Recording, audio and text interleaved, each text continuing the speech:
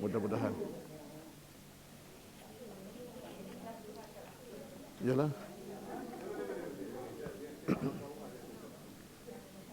US berapa lama? Sebulan? Sebulan? 2 bulan? Mas, Masya Allah. Tapi masa macam tak perasan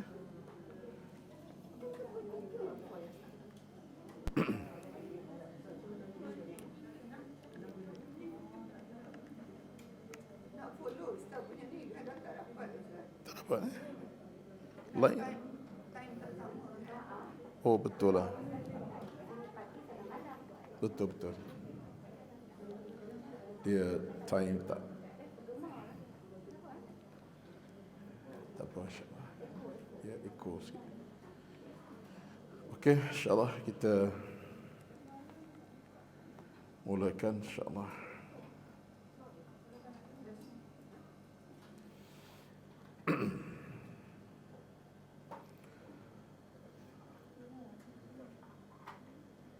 Bismillahirrahmanirrahim. Alhamdulillah. Wassalatu wassalamu ala sayyidina Muhammad. الفاتح. أعوذ بالله من الشيطان الرجيم. بسم الله الرحمن الرحيم. الحمد لله رب العالمين. الرحمن الرحيم مالك يوم الدين. إياك نعبد وإياك نستعين. اهدنا الصراط المستقيم. صراط الذين أنعمت عليهم غير المغضوب عليهم ولا الضالين آمين.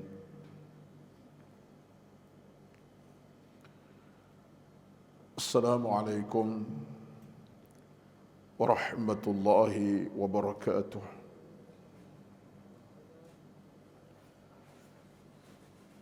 إن الحمد لله نحمده ونستعينه ونستهديه ونستغفره ونعوذ بالله من شرور أنفسنا ومن سيئات أعمالنا. من يهده الله فلا مضل له ومن يضلل فلا هادي له. أشهد أن لا إله إلا الله وحده لا شريك له وأشهد أن محمدا عبده ورسوله. ربنا عليك توكلنا وإليك أنبنا وإليك المصير. بسم الله الذي لا يضر مع اسمه شيء في الأرض ولا في السماء وهو السميع العليم. اللهم أعنا على ذكرك وشكرك وحسن عبادتك.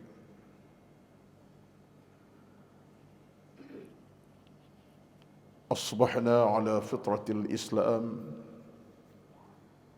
وكلمة الإخلاص وعلى دين نبينا محمد صلى الله عليه وسلم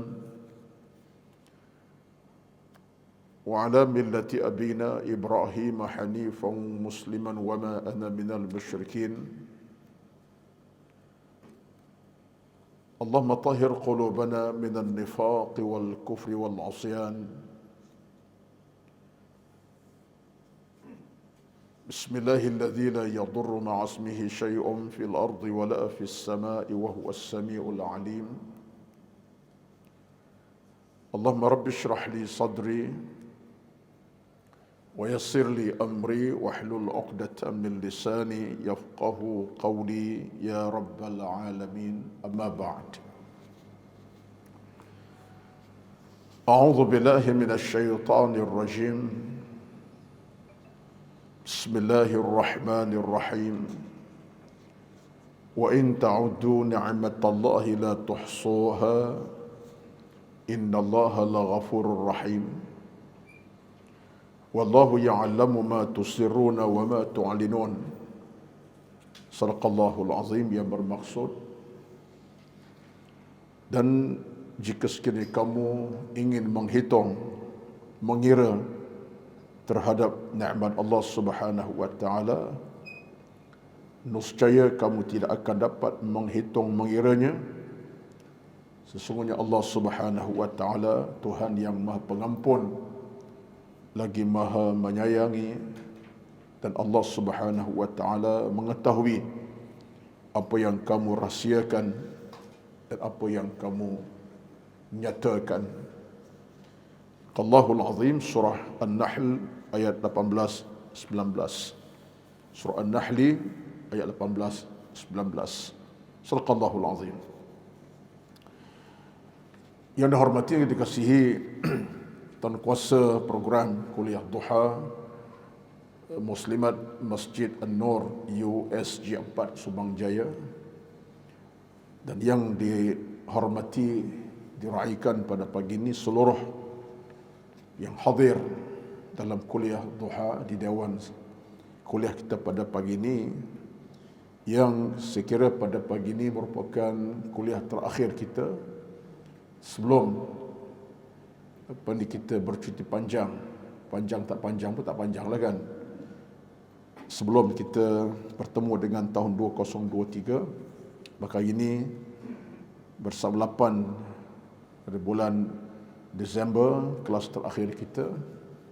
Mudah-mudahan pada pagi ini saya akan cuba untuk mengambil ruang muhasabah sekejap.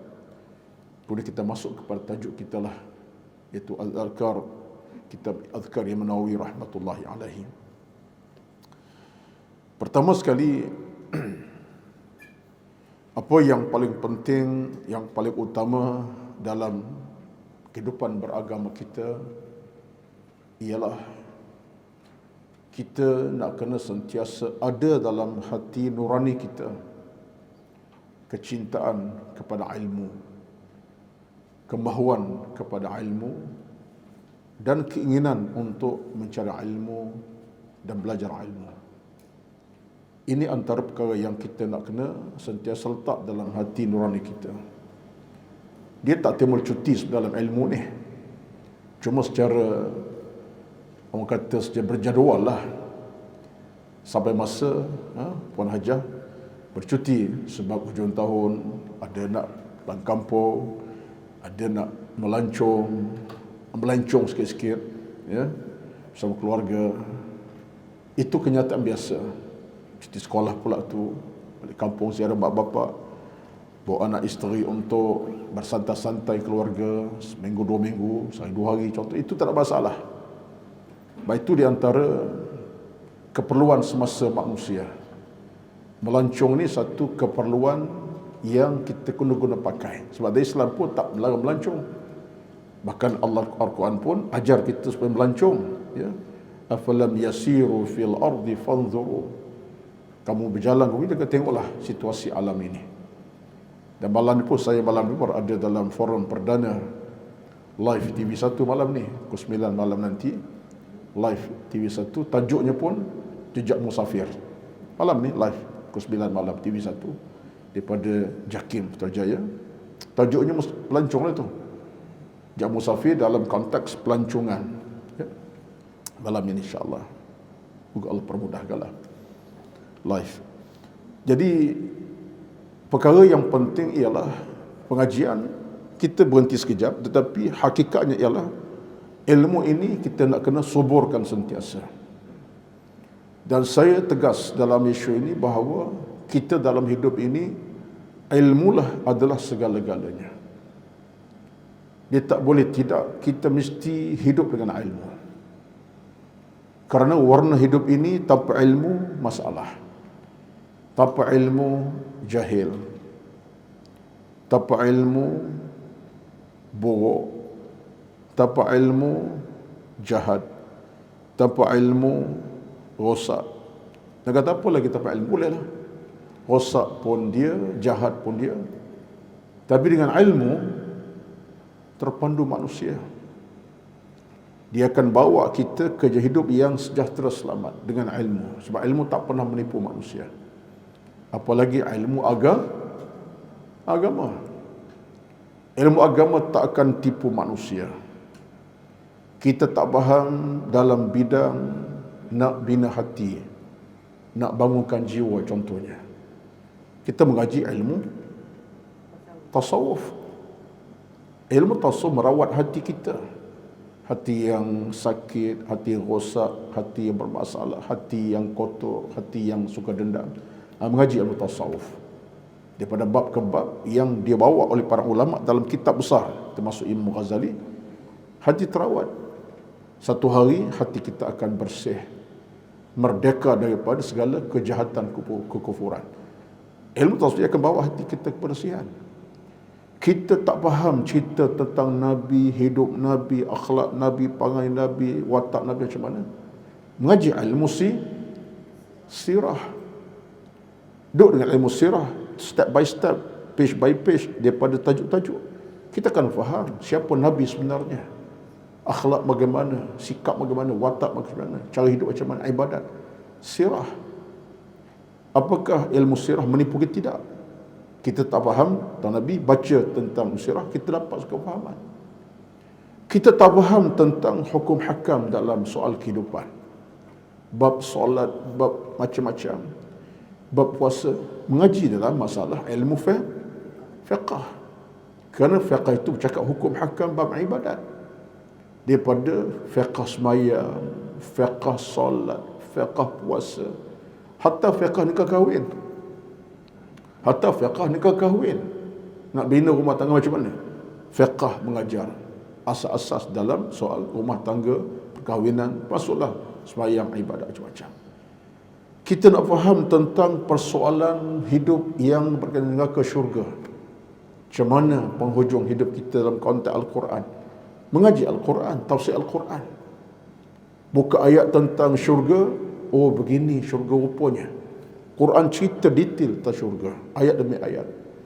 Nak faham tentang ancaman neraka, seksaan neraka, neraka yang menyusahkan, menakutkan, bahkan menggerunkan. Ayat Quran neraka. Ada tentang neraka Al-Quran. Sekian-sekian cerita neraka begitu sekali membakar, menakut. Kita mengaji ilmu tafsir. Kita nak mendalami tentang soal kehidupan semasa dalam beribadat ikut sunnah Nabi SAW. Cara Nabi solat macam mana. Kita mengaji ilmu hadis tentang ibadat Rasulullah, akhlak, ilmu hadis. Kita nak memahami tentang soal kita dengan soal muamalah, jual beli, bagaimana cara dalam Islam, hukum hakam, mengaji dalam fiqh muamalat. Jadi ilmu dalam Islam, perempuan, dia merangkumi suatu petunjuk yang begitu sempurna. Jadi kita ilmu tidak boleh berpisah. Sebab tu saya sebut mukadimah ini sebab kita nak cuti lama ni, ya, nak perangat betul-betul ni, supaya bila kita jumpa balik 2023 nanti, jangan nampak muka lain lah, ya, muka ceria, ya, muka nak mengaji. Ya, kita doalah mudah-mudahan bertemu kembali dengan izin Allah Azza wa Jalla, sihat walafiat kita insya-Allah. Baik. Jadi bab ilmu ni itulah dia. Dalam agama, Nabi bersabda kepada kita. Apa kata Nabi sallallahu? Kun aliman aw muta'alliman aw mustami'an aw muhibban fala takunil khamisa fatahlik. Halaka yaliku fatahlik. Hadis Nabi kata apa? Kun aliman. Tengok tuan-tuan. Nabi kata kamu jadi orang yang alim. Jadi orang alim. Nabi letak pertama kita kena jadi orang alim, aliman. Alim. Salim kita punya imam, salim kita punya tok-tok alim kita lah, tok guru kita. Salim orang-orang bernama mufti contohnya. Apa tu macam itulah kita semua kita ni salim mufti Selangor contohnya. Tapi ustaz kalau dah alim belaka siapa nak ceramahnya? Payahlah juga. Mufti seorang tu Ustaz. Ataupun kalau semua alim belaka dia tu imam macam tu imam kita, siapa? Bukan isu itu. Alim di sini bukan maksud mesti jadi orang yang betul mufti, tapi orang yang faham, reti sungguh bab agama, sungguh-sungguh faham. Pendek kata, faham semua sebut agama. Tetapi Nabi sebut kita manusia tidak semua boleh jadi alim. Ada kelemahan, ada kekurangan. Saya sendiri pun tidak alim. Tidak alim. Saya sampai hari ini pun belajar banyak benda daripada kawan-kawan yang kadang lebih muda pada saya pun. Saya telefon kawan-kawan yang muda pada saya, adik saya, tapi di satu dia fasih, dia faqih bidang. Saya telefon, anda nak tanya sikit entah ni, hadis ni anda tak faham apa? Tanya. Sampai hari ini kita tak rasa malu, sebab hidup ini tidak ada orang yang boleh dabik dada dia sealim, tidak ada. Kita ni ada kelemahan, kekurangan. Kelemahan tu ada. Baik. Maka dalam agama tidak semua jadi alim. Maka Nabi kata apa? Kun aliman au muta'alliman. Ataupun yang kedua, jadi orang yang belajar. Ini dia. Muta'alliman, orang yang belajar. Hidupnya nak belajar. Contoh macam kita lah. Macam saya jugalah. Kita nak hidup suasana belajar. Ada ceramah datang, ada kuliah datang, jauh pun tiba, dekat petang lagi. Jam pun datang. Sebab apa tu? Muta'alliman. Nak jadi orang belajar, iaitu orang mencari ilmu. Inilah yang Nabi ajar kepada kita. Ataupun kata Nabi, ialah yang kedua ni dah cantik sangat dah sebenarnya, pertahankanlah. Ataupun kata Nabi SAW, orang yang ketiga ni macam mana sifatnya? Mustami'an, yang suka mendengar ilmu, suka nak tadah telinga, nak dengar apa agama cakap tentang isu ni, apa Islam kata hal ini. Dia suka dengar dengan makna apa? Dengan makna dia cuba untuk menelaah sesuatu benda yang diguna-guna pakai dengan telinganya. Ini maksudlah dengar ceramah, dengar bacaan Al-Quran, dengar zikir.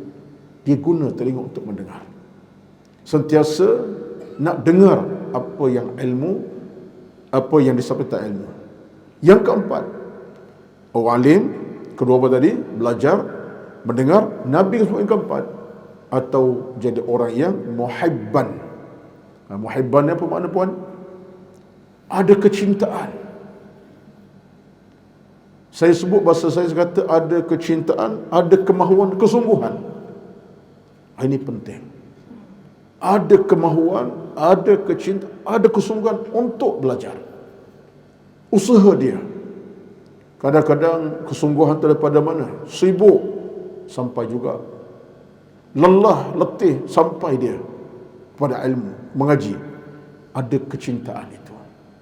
Kalau tak datang sekali itu, dia kata macam, ruginya aku, ya, Puan Hajah kita 2 bulan.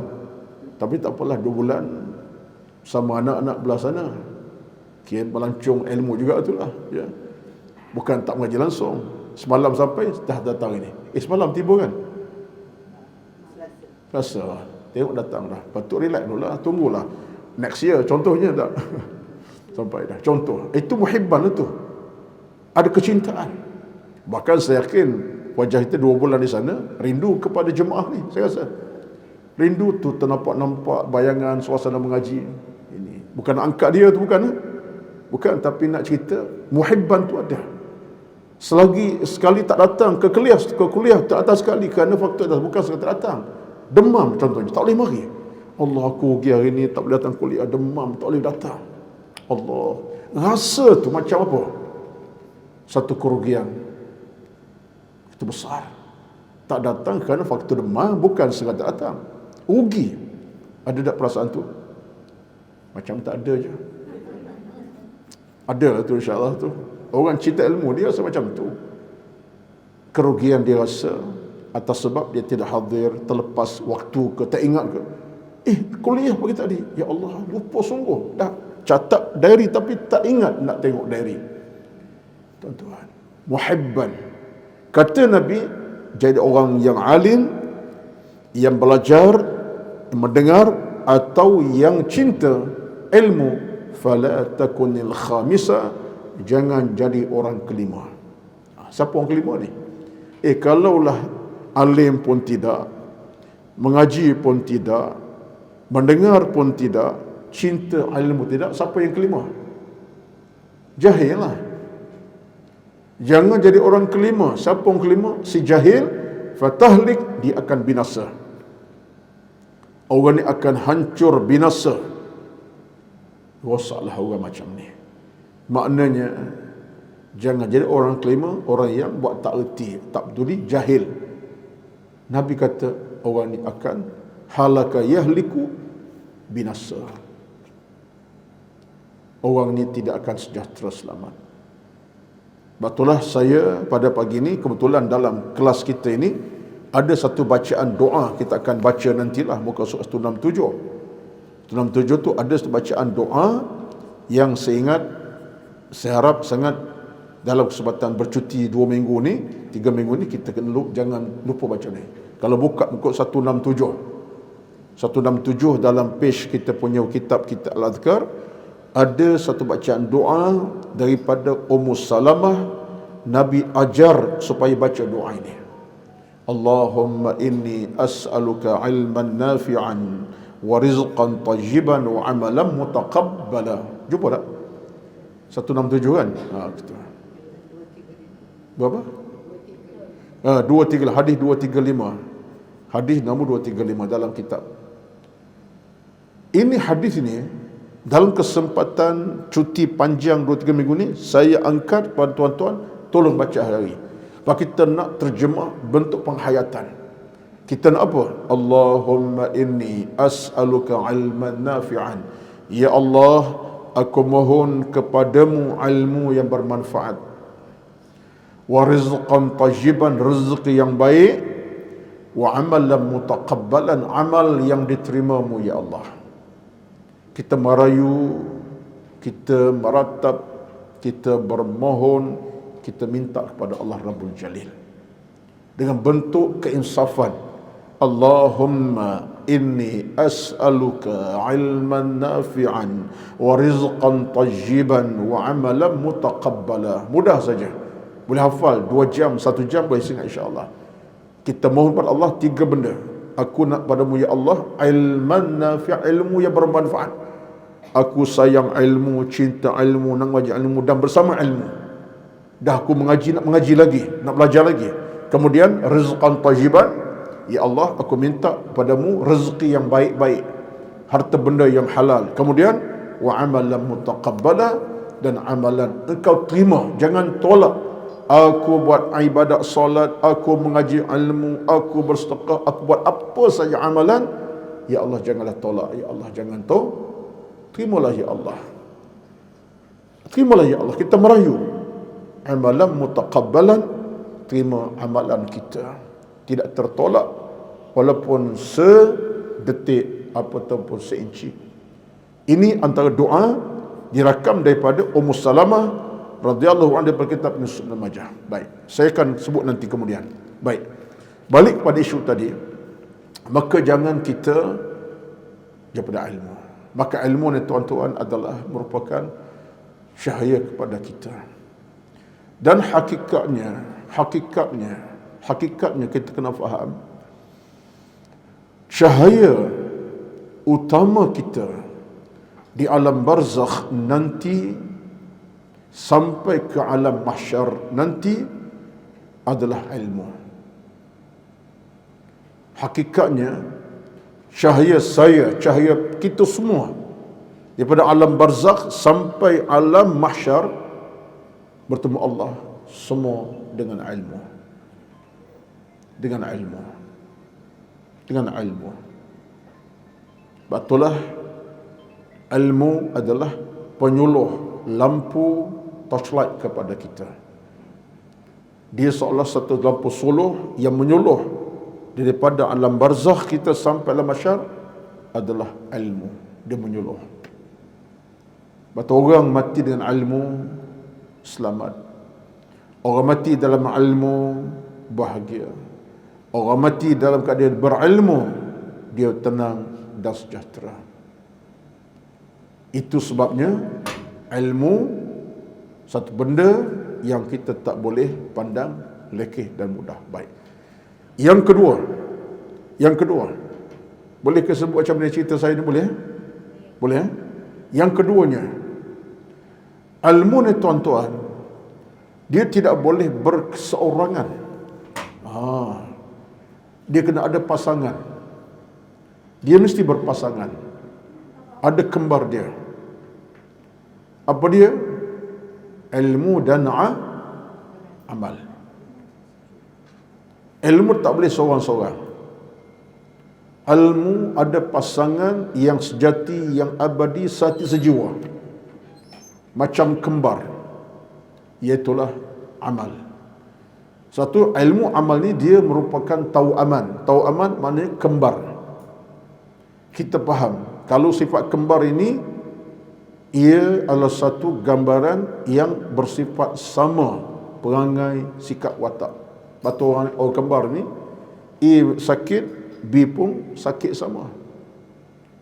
A ada dari sudut penyakit, B pun penyakit ada. Kembar macam tu. Allah jadikan kembar ni ada perasaan yang tidak pernah berpisah antara keduanya. Biasa macam itulah.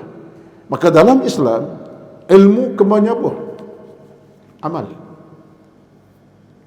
Amal apa kembarnya? Ilmu.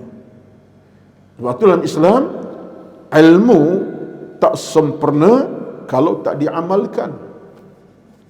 Mengaji sungguh-sungguh dah. Kuliah duha datang, Masya Allah, Ustaz pukul 9.30 sampai, di pukul 9 dah sampai. Awal dah mengaji, Ustaz balik pukul 11 suku balik, dia pukul 12, dia suruh balik lagi. Rajin sungguhlah sahabat kita orang ni. Contohnya, itu melampau lah kan. Tapi maknanya, datang dia mengaji. Hari-hari, bahkan berminggu-minggu.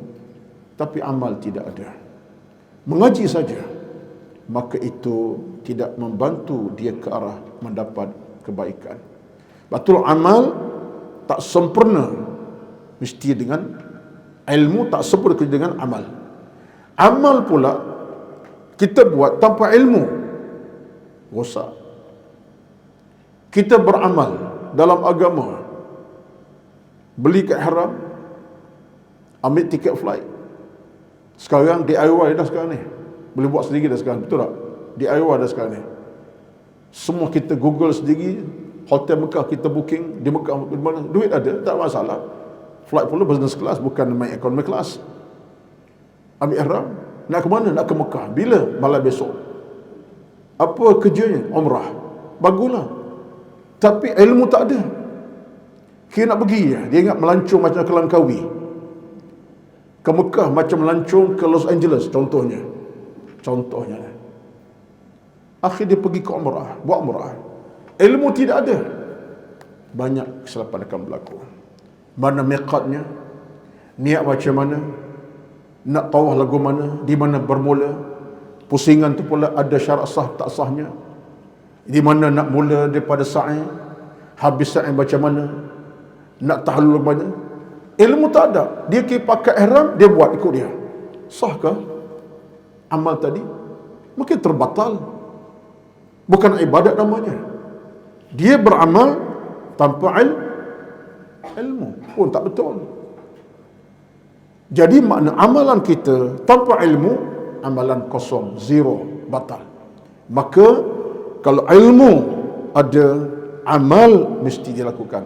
Kalau amal nak buat, ilmu kena ada. Sekarang jelas. Ilmu amal, tuan-tuan, satu gabungan yang perlu kita lakukan. Maka disinilah kita punya kunci. Ilmu kita pelajari, ilmu zikir Nabi daripada A to Z kita baca dah banyak dah. Ilmu hadis yang kita belajar daripada pengajian hadis di sini juga, contohnya daripada ustaz-ustaz kita. Pelbagai ustaz datang. Kewajipan kita ialah bukan saya catat dengan ilmu, tapi beramal.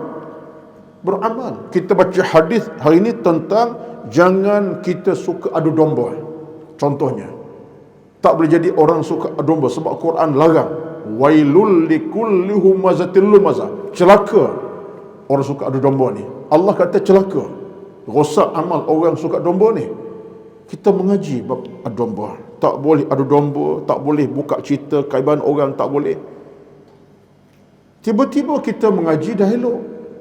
Keluar masjid saja, dah buat dah keburukan. Tak kenalah. Sepatutnya dah kita belajar tentang haramnya deki dendam domba tadi, kita keluar daripada masjid ini, hati kita bercahaya. Kalau kita buat silap selama ini, tutuplah cerita tadi. Kita kembali kepada agama keimanan. Nampak tak? Barulah orang itu beramal. Kita mengaji dalam bab hukum, kita dalam bersolat sebagai contoh.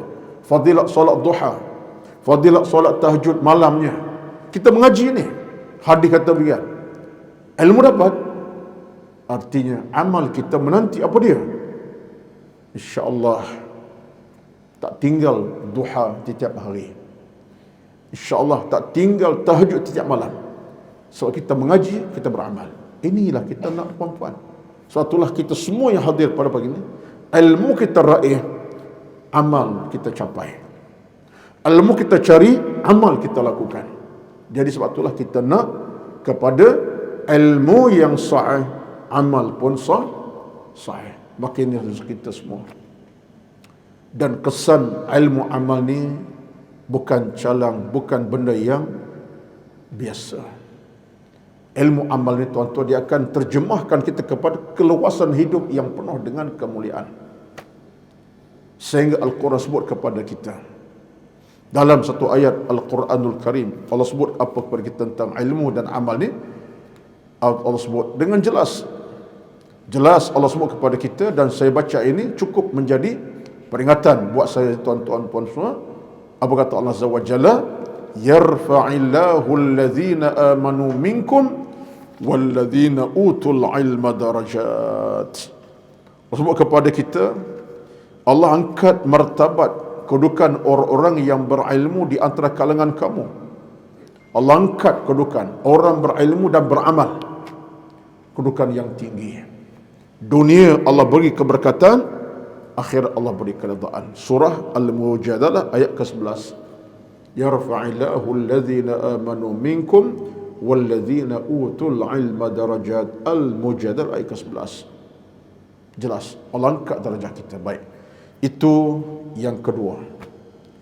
Yang ketiga, sebelum saya pergi kepada kitab, sempat lagi masa ni, jangan bimbanglah ya. Masa kita panjang insya-Allah sampai pukul 12 suku hari ni.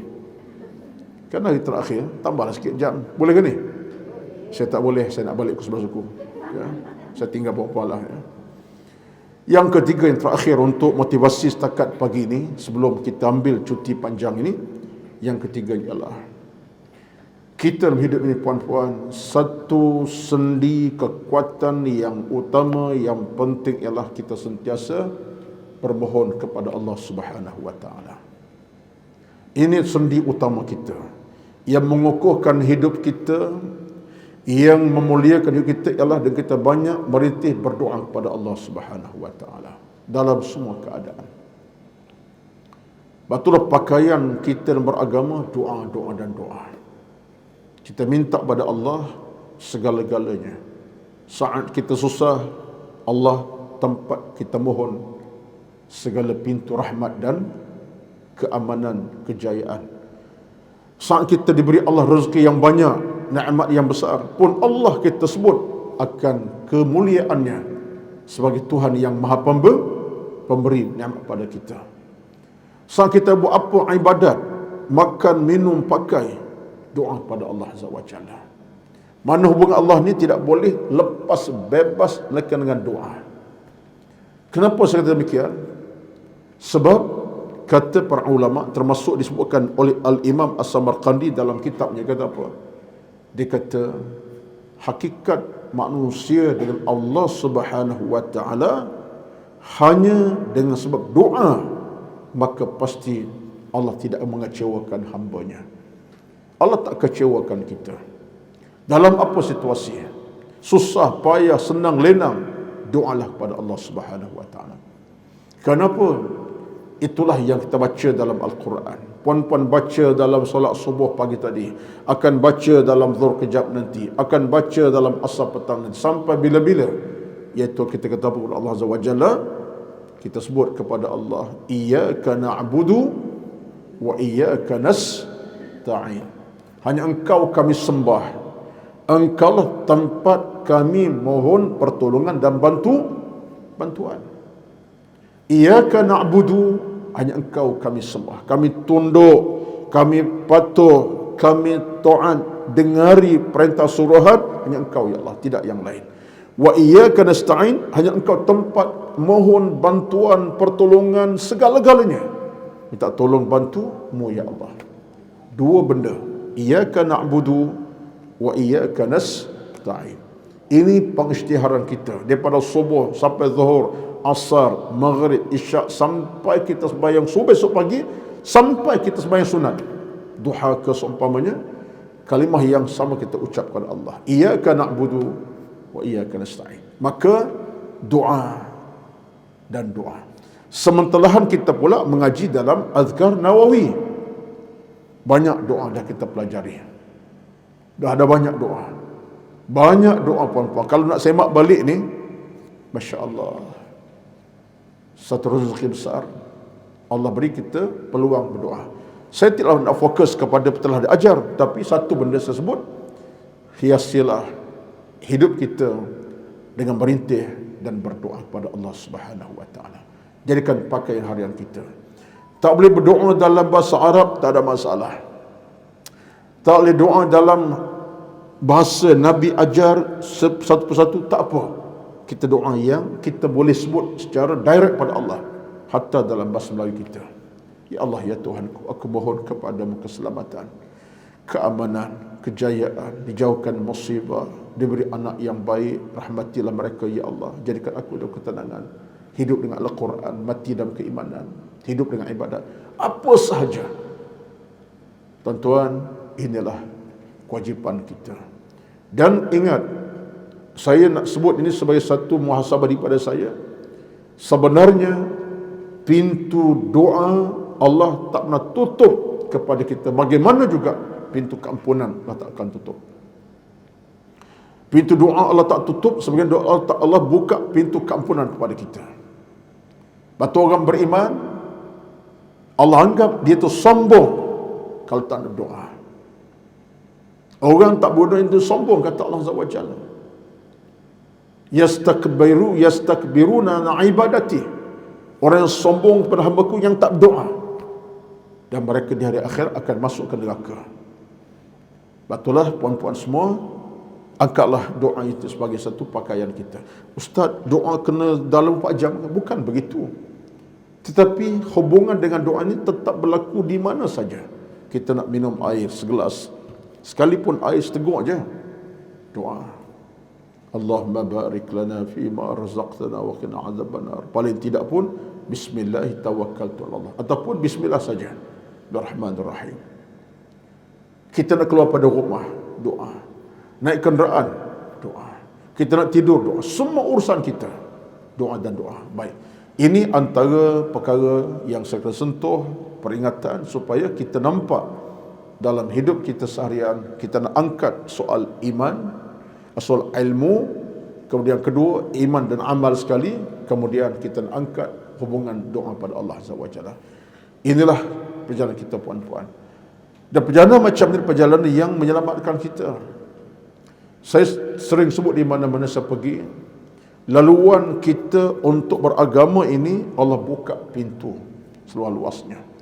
Kita yang menutup kadang-kadang. Kita yang tutup. Tutup macam mana tu? Bukan tutup macam pintu rumah tutup, tak. Tutup hati kita. Hati kita yang tutup. Dengar ilmu tak nak, belajar tak nak, datang tak. Siapa tutup? Kita sendiri. Ruang ilmu ada di mana-mana. Kita tutup. Ruang-ruang kita tutup sendiri. Aku tak nak pergi mengaji, susah, jauh sangat. Aku tak nak baca Quran sebab menyusahkan, letih, penat. Yang tutup adalah diri kita sendiri. Dasar kepada kejahatan kita. Allah tak akan tutup. Saya semalam saya ceramah di masjid, sama juga jam duha, Al-Falah 9. Penutup juga, cuti juga tu, ya. Saya sebut satu perkara semalam. Siapa boleh dengar balik rakaman, ada media studio, ya, Cik Yaakob tak ada semalam, ya. Satu benda sebut, ini sikit lagi tambahan. Saya kata kita ni nak pandu kereta mudah. Nak pandu kereta, kenderaan, ya doktor, tidak susah. Belajar kelas Pemandu sebulan, 2 bulan, 3 bulan lulus, bawalah kereta. Nak ke utara, ke selatan, nak Buseng, Kuala Lumpur 2 hari, 2 jam, 3 jam. Dah ada lesen. Bukan payah mana pun. Makin mahir. Kena pula anak lelaki. Lagi cepat. Ya, contohnya. Beri kunci, pergi mana-mana. Contoh, lesen semalam dapat. Hari ini beri kunci dia. Dia round 3 jam, Suruhanjaya. Nampak lebih pandai pada ayah dia.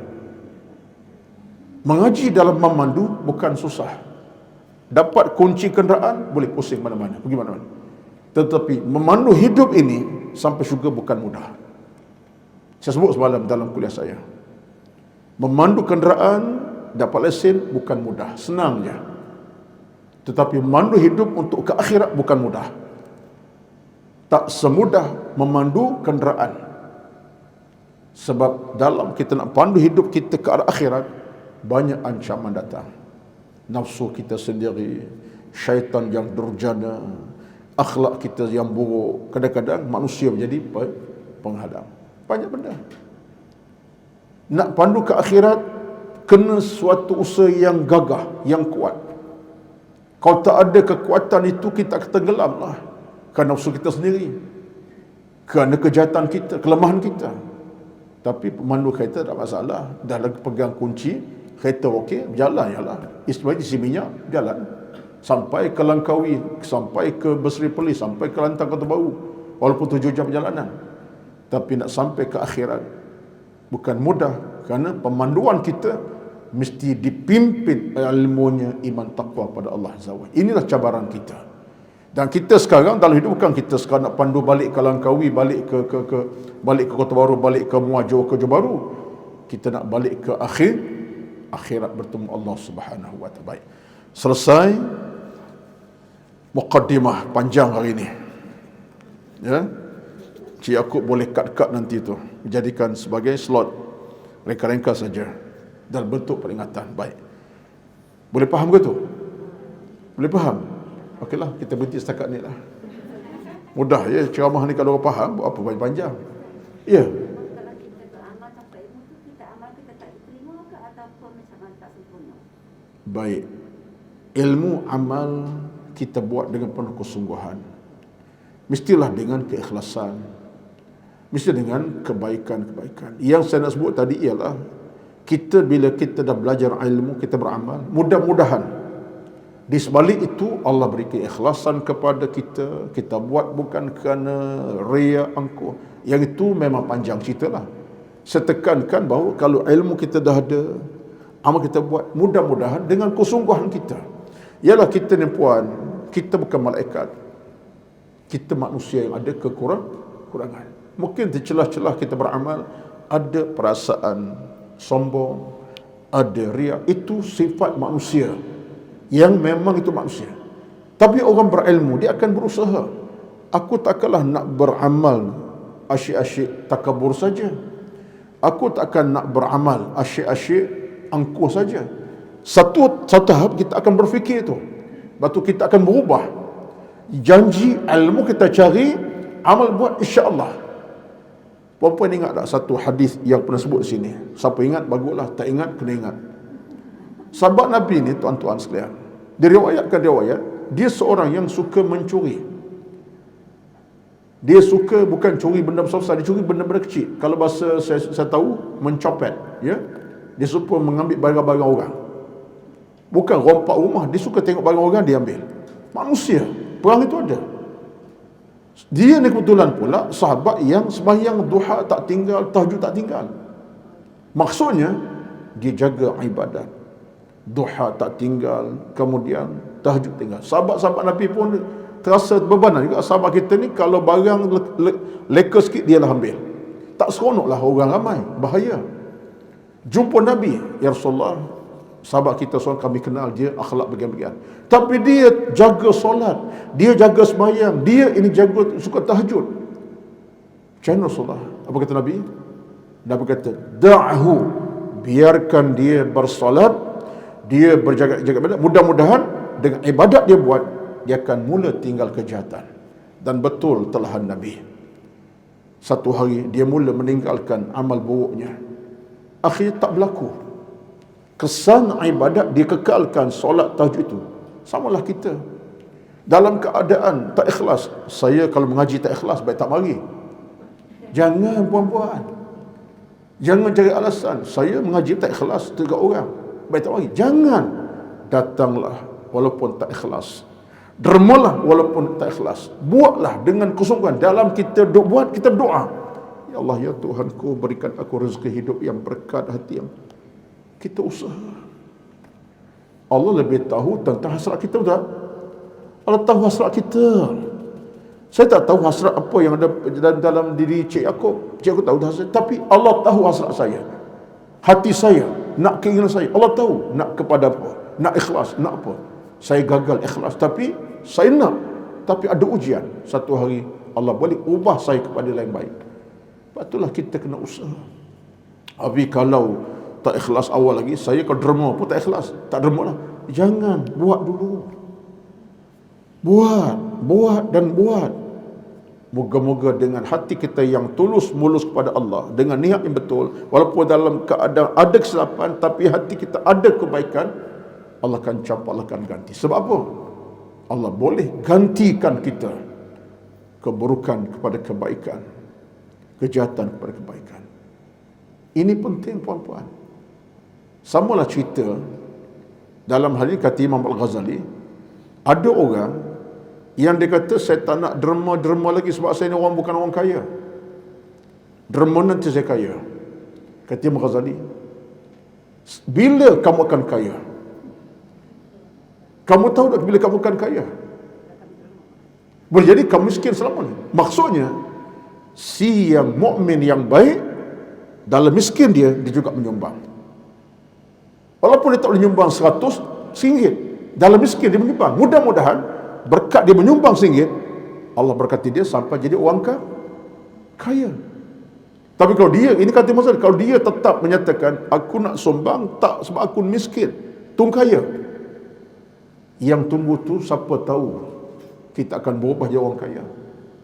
Batulah, buatlah kebaikan segera walaupun sikit. Mudah-mudahan berkat kita menyumbang, Allah kayakan kita dengan kekayaan kita pun tak tahu, tak jangka. Batulah tuan-puan, jangan letak satu gap kita dengan ilmu kerana faktor tadi lah. Saya tak ikhlas, kalau mengaji tak ikhlas, tak payah mari. Bila ikhlasnya? Kokok mati besok, tak dan tunggu 2 tahun depan, besok lelah, akhir hospital, mati. Kita kerugian. Batul Islam ajar kita bersegera. Jangan tangguh. Sampai Nabi kata, hadis berkata apa? Badiru bil a'malis salihati. Hadis Bukhari Muslim, Nabi kata bersegera pada amal salih. Jangan tangguh. Segera buat. Mudah-mudahan Allah berkati baik. Kita kena pergi juga sikit ni, dalam masa setengah jam lagi, pada kitab kita ini, puan-puan. Cukuplah tu, ya. Saya ingat dalam 3-4 perkara tadi memadai sebagai satu peringatan hati ke hati yang bercakap untuk diri sendiri. Dan saya bawa cerita kepada seluruh yang hadir pada pagi, masuklah yang mungkin menonton kita live melalui melalui Sahabat Rojil Masjid, ramai juga menonton. Ya, kita yang menonton di sini pun dapat ilmu baik. Boleh puan-puan, InsyaAllah. Baik. Kita pergi pada bacaan kita sebelum ini, iaitulah pada tanggal 24 hari bulan 11 yang lalu, 2 minggu yang lepas, kita telah mengambil satu bacaan doa yang cukup menarik. Dalam doa itu kita minta kepada Allah Subhanahu wa taala 8 benda Allah hindarkan kita. 8 benda. Yang tu stop kat situ. Puan-puan pun mungkin dah baca, tak baca bahkan bacalah insya-Allah. Ni cuti lama ni, tolonglah amalkan. Ambil hari ni dan hafal, mudah-mudahan datang bulan Januari ingat dan tak lupa insya-Allah. Baik. Kita sambung kepada kita pada pagi ni. Satu lagi bacaan doa yang menarik yang diajar Nabi, yang disebutkan daripada Abdullah bin Abi Amzah radhiyallahu anhu berkata, pada pagi hari Nabi selalu membaca. Ini ada nas yang lain pun, bukan hadis ini saja. Ada satu nas yang lain daripada hadis yang sama daripada Al-Imam An-Nasai. Lebih kurang samalah hadisnya, cuma di sini daripada kitab Ibn Sunni disebutkan daripada Nabi SAW, ada hadis lain. Maksud yang sama, hadis yang sama. Apa dia? Kata sahabat ini daripada Abdullah bin Abi Abza radhiyallahu anhu, pada pagi hari Nabi SAW selalu membaca apa dia? Asbahna ala fitratil Islam wa ala kalimatil ikhlas wa ala dini nabiyyina Muhammadin sallallahu alaihi wasallam wa ala millati abina Ibrahim sallallahu alaihi wasallam hanifan musliman wa ma ana minal musyrikin. Ini antara sebahagian doa yang amat menarik untuk kita amalkan sebagai satu pengiktirafan. Suatu pengiktirafan, bahkan satu harapan kepada Allah Subhanahu wa taala untuk kita kekal dalam Islam, kekal dalam keimanan, kekal dalam kehidupan sebagai orang yang beragama. Doa ini bagi saya tuan-tuan satu tanda aras utama. Sebab kita minta Allah yang mengekalkan kita, menyucikan kita, membersihkan kita, jadikan kita dalam keadaan selamat jatuh Allah Subhanahu wa taala. Ada 3-4 perkara dalam hadis doa ini. Nabi ajar sahabat baca apa dia? Asbahna ala fitratil Islam. Pertama, ya Allah ya Tuhan kami, berpagi kami berada dalam fitrah Islam. Pertama, asbahna ala fitratil Islam. Ya Allah, berpaginya kami di atas fitrah Islam. Tuan-tuan sekalian, kata para ulama, maksud fitrah Islam apa dia? Kesucian hati, ketenangan hati. Manusia pada asal ciptaannya tak ada benda-benda merosakkan hati. Asal kita tuan bersih sebersih-bersihnya. Betul, anak baru lahir, apa kata mereka? Fitrah. Kullu mauludin yuladu al fitrah. Setiap anak yang lahir dalam fitrah yang suci. Walaupun ibunya Hindu, bapaknya Kristian, bapaknya Buddha, contohnya lah, agama bukan Islam lah. Lahir si bayi ini, lahirnya fitrah. Bapaknya yang Buddhanya, maknya Kristian, tapi bayi ini bersih dan fitrah. Maksud dalam agama kita ini asalnya macam itulah. Tak ada sebarang noda, dosa, bersih macam kain putih yang tak ada sebarang cacatnya. Tapi sayangnya bila sampai satu tahap kita hidup ini, macam-macam masuk dah. Virus, segala virus masuk. Bukan virus tu, virus dosa lah. Virus dosa dah mula masuk, melekat di hati jantung. Akhirnya hati kita pun tertanam benda-benda yang bukan-bukan. Itulah tempatnya adanya dosa, mencaci, memaki, menghamun, mengatur orang, dengki, dendam. Di sinilah kita. Itulah tempat beradanya dalam hati kita ni segala sarang kejahatan. Betul tak betul? Mengakulah puan-puan. Kita nak mengaku je. Ustaz saya baik ustaz. Ya alhamdulillah lah baik. Tapi kalau kita rekod kita puan-puan, sepanjang hidup ini ada di sana benda-benda yang telah meresap masuk, ia merosakkan fitrah kita. Betul, kita mungkin baca Quran, kita bertasbih, kita bertahmid, pagi-pagi baca Quran sampai 2 juzuk, pagi-pagi tasbih, tahmid belum subuh, dengan tahajud, duha pun kita buat. Betul, saya tak nafikan. Tapi kadang-kadang benda-benda yang virus dosa ni tetap masih ada mati. Tengah-tengah baca Quran tu boleh berhenti tengok orang. Ish, makhluk ni. Ish, aku tak suka. Itulah orang tu dia tak sungguh-sungguh. Baca Quran dah tu. Berhenti baca Quran. Tengok kawan tu. Aku tengok bangsa manusia ni. Kebencian itu meluap. Quran masih pegang begitu contohnya. Datang benda-benda macam tu. Sebab ada virus yang telah melekat, namanya virus yang namanya tadilah Fitrah kita rosak. Sekarang ni, tengok cara Nabi ajar kepada kita. Ajar supaya kita dapat jadikan hidup ini ada kesucian. Dalam kelemahan kita cari kekuatan. Dalam kekurangan cari kekuatan. Apa dia? Asbahna ala fitrah Islam. Ya Allah, aku nak hidup dalam keadaan fitrah aku bersih. Soal kita merayu pada Allah. Perjuangan kita dengan rayuan. Di saat usaha kita buatlah untuk bersih, tapi kita berjuang. Dengan kita minta, asbahna ala fitratil Islam, berpaginya aku ya Allah dalam fitrah Islam. Man aku nak jadi hati bersih, macamlah bagi berlahir semula. Itulah tuan-tuan, benda macam jangan pandang lekeh ni. Ini adalah nama rayuan. Ini namanya permintaan. Ini namanya rintihan kepada Allah Subhanahu wa taala. Asbahna ala fitratil Islam. Satu. Yang kedua, wa ala kalimatil ikhlas. Ya Allah, aku nak berpagi di atas kalimah yang ikhlas. Apa kalimah ikhlas itu? Ulama kata apa? Kalimah syahadah. Asyhadu an la ilaha illallah wa asyhadu anna Muhammadan Rasulullah. Kalimah ini melekat. Aku nak hidup berpagi-pagi dalam keadaan kalimahnya melekat ya Allah. Kalimah syahadat tak pernah keluar daripada hati aku. Aku yakin, percaya Engkaulah Tuhan yang Maha Esa, Maha Berkuasa. Aku yakin Muhammad Rasulullah. Melekat. Maksudnya kalimah ikhlas ini ialah kalimah syahadah kita. Jadi kita seorang Muslim, seorang mukmin yang sejati. Jangan pandang lekeh. Allah Ustaz benda tu. Jangan.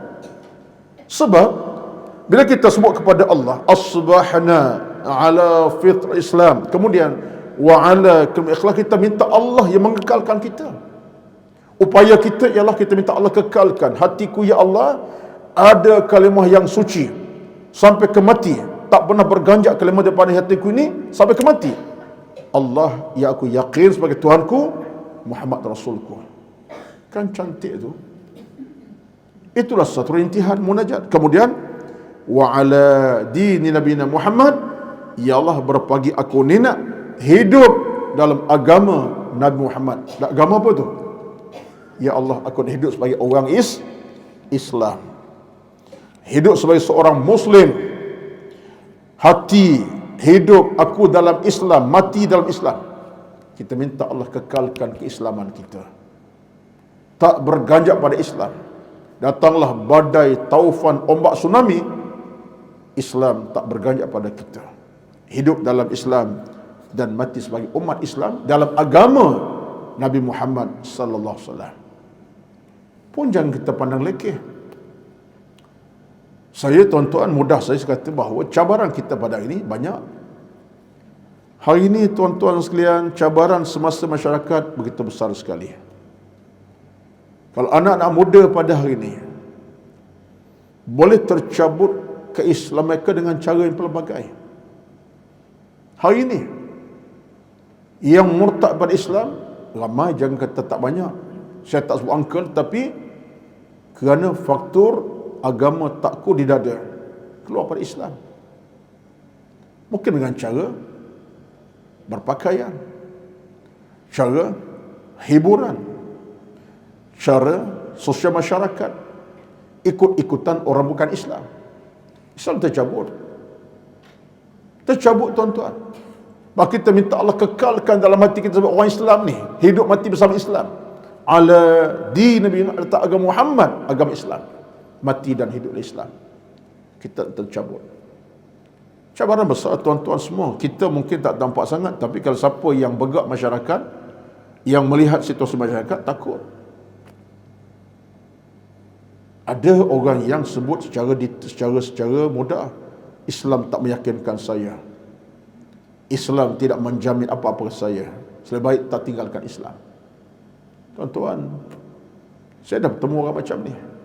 Saya terlibat dengan Perkim Selangor, AJK Perkim Selangor. Walaupun tak aktif sangat, tapi terlibat perkara. Saya pernah bertemu kes macam ni.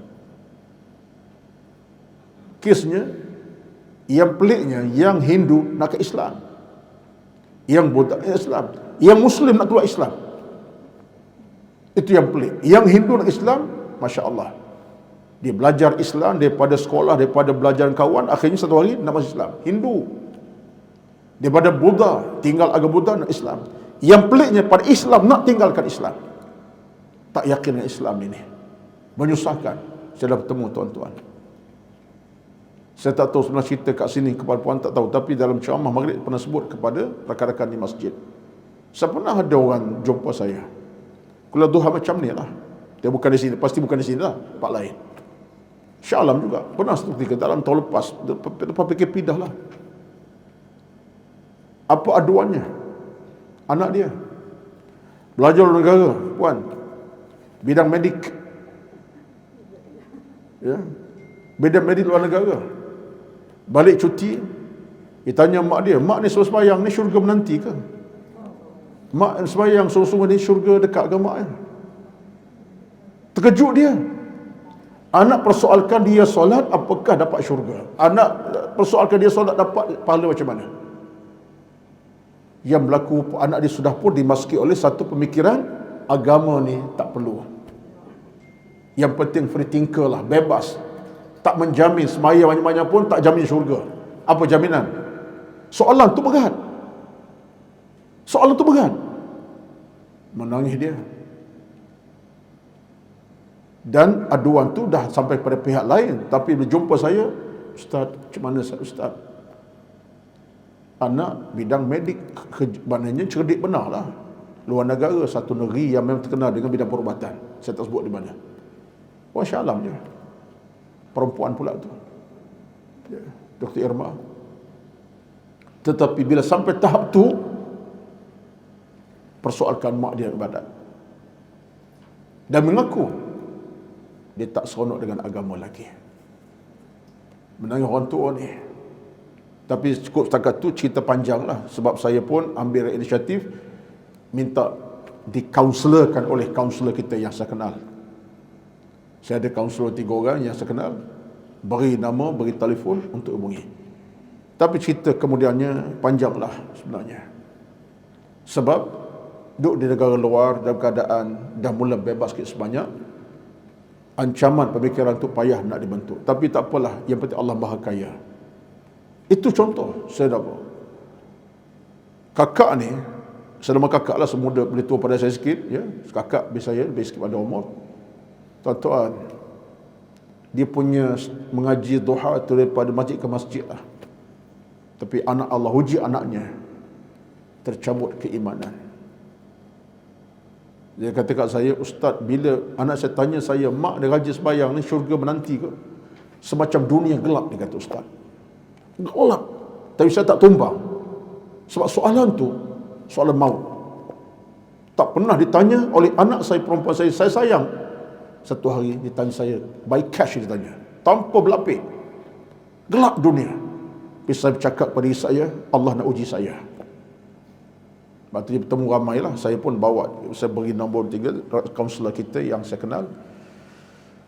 Ceritanya saya ingat dalam selepas PKP dah, selepas PKP, dalam PKP, bukan PKP yang awal lah, dalam sekitar tahun lepas PKP itu.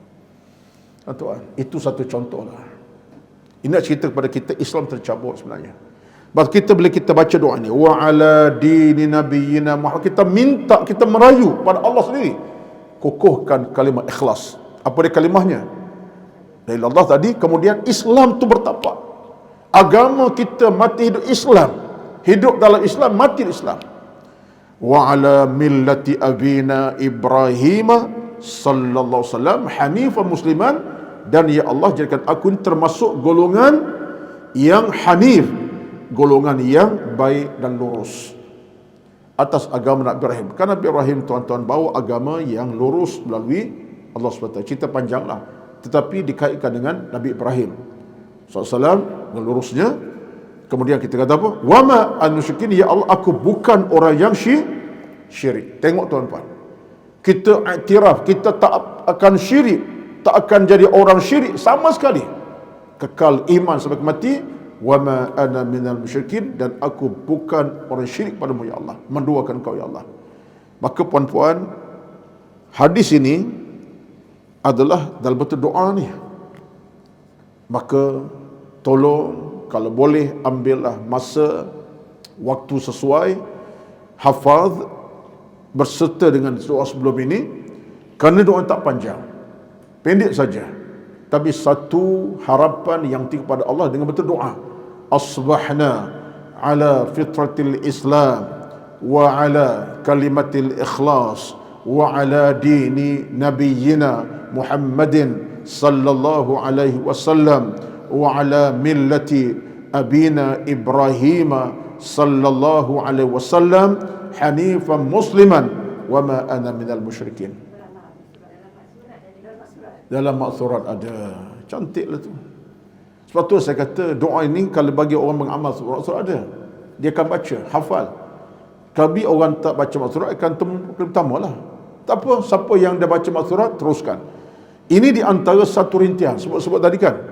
Satu rintihan pengharapan kepada Allah Subhanahu wa taala. Jadi makna jelas. Siapa yang amal maksurat, amalkan, terus amalkan, tapi makna jelaskan.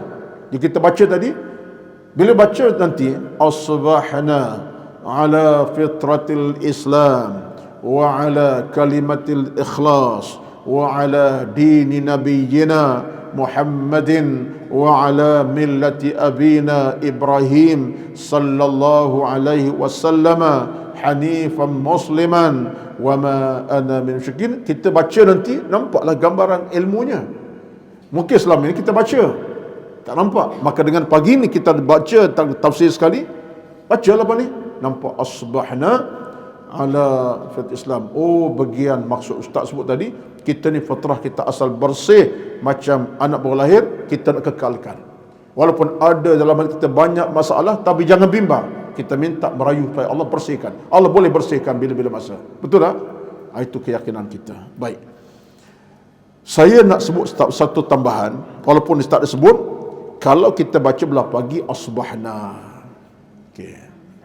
Kalau baca lepas zuhur sampai ke malam amsayna, maka tulis kat situ amsayna, alif hamzah di atas, mim sin ya nun alif, yang tu asbahna, yang ni amsayna, alif mim sin ya nun alif, amsayna. Ini bacaan untuk tengah hari sampai ke malam. Itu man amsa berpetang-petang. Kalau asbahna berpagi-pagi kami macam kita sekarang ni masih pagi lagi lah. Bila masuk zuhur ke atas sampai ke malam, sampai ke isyak, sampai tengah malam kita baca amsayna. Ustaz, saya nak baca asbahna pagi petang boleh? Boleh, tak ada masalah.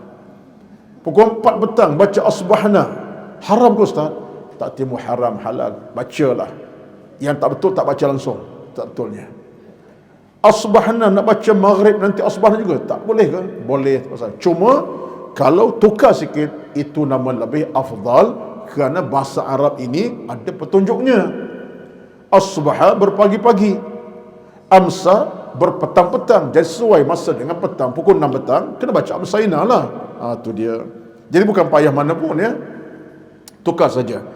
Tulis kat tepi itu asbahna untuk berpagi-pagi, amsayna untuk berpetang-petang, daripada jam tengah hari sampai tengah malam. Dan masuk tengah malam sampai pagi balik, inilah asbahna kembali. Itu saja. Bahasa Arab puan-puan memang bahasa yang cukup hebat, sempurna, sebab ini bahasa Al-Quran, bahasa Nabi memang hebat. Dia ada di sana bacaan-bacaan yang tak boleh kita nak kongko begitu saja, tak boleh. Bahawa kita nak belajar. Baik. Boleh amsayna dengan asbahna. Amsayna terjemah betul itu, alif hamzah di atas, mim sin ya nun alif, amsayna, asbahna amsayna. Baik. Jadi kalau amsayna pula macam mana? Amsayna ala fitratil Islam sampai kepada akhirnya, wa ma ana minal musyrikin. Sebab tu patah je, ubah asbahna amsayna. Baik. Tuan-tuan puan-puan semua, untuk pada kali ini, pada hari ini, pada minggu ini, kuliah akhir kita, itulah sekadarnya. Yang berbaki lagi pada bulan Januari akan datang, setelah bertemu kembali. Harapan kita bertemulah. Tapi tak tahulah Kokok tak bertemu, saya tak tahu. Siapa yang pergi dulu, saya tak tahu. Mungkin saya belum pergi lagi. Puan-puan pergi awal. Agak-agaklah. Ataupun puan-puan pergi dulu, saya kemudian. Ataupun saya tak mati lagi, puan-puan lebih awal pergi. Itu. Wallahualam. Jangan gua Ustaz, gua mati-mati takut Ustaz. Janganlah, kita tak tahu. Yang penting teruslah kita beribadat. Soal pergi, siapa awal pergi, kita tak tahu. Tak payah kita dengan kawan kita, dengan suami pun, ya. Abang ke saya pergi dulu bang. Harap abang pergi dulu lah, bukan saya. Rupanya abang tak pergi, adik pergi dulu, contohnya. Jadi kita doa kepada Allah. Yang penting ialah, pertama, iman kita tetap kental, sihat badan kita beriman, dan kita jaga ibadat itu saja. Yang berbaki Allah Maha. Kita merancang untuk bertemu balik pada bulan akan datang Januari, dan untuk tempoh bercuti ini saya doakan mudah-mudahan Allah berikan segala pintu rahmat, keberkatan, keselamatan kepada yang musafir, ada nak melancong jauh dekat, tak kira balik kampung ke, nak pergi bawa keluarga mana-mana. Mudah-mudahan perjalanan kita, perjalanan Allah restui, Allah radai, pergi kembali dengan sejahtera dan selamat, jauh pada mara bahaya. Amin ya rabbal alamin. Jagalah keselamatan, jagalah keamanan dalam kita bermusafir. Jangan lupa ibadat, jangan lupa tasbih tahmid, jangan lupa ibadat solat sebagainya. Wallahu a'lam bishawab. Sekadar pertemuan kita pada malam ini, ada ruang malam ni, buka TV 1, tonton tajuk Jejak Musafir. TV 1 pukul 9 malam. Forum Perdana TV 1. Macam tak boleh tengok Forum Perdana kan ni? TV 1 RTM. Forum Perdana dia 40 tahun dah kan? 40 tahun dah. Masuk 40 tahun dah, alhamdulillah ya. Saya dengan Ustaz Zul Ramli. Ya. A'udzubillahi Bismillahirrahmanirrahim. Alhamdulillahi rabbil alamin. Wassalatu wassalamu ala sayyidina Muhammad wa ala alihi wa sahbihi ajma'in. Allahumma inna nas'aluka ridhaka wal jannah wa na'udzubika min sakhatika wan nar. Allahumma innaka tuhibbul afwa fa'fu 'anna ya karim ya ghaffar ya sattar ya jabbar ya qahhar ya dzal jalali wal ikram. Allahumma a'inna 'ala dhikrika wa syukrika wa husna ibadatik. Allahumma ardh 'anna ya karim. Rabbana atina fid dunya hasanah wa fil akhirati hasanatan wa qina 'adzaban nar. Wa sallallahu ala sayyidina Muhammad walhamdulillahi rabbil alamin.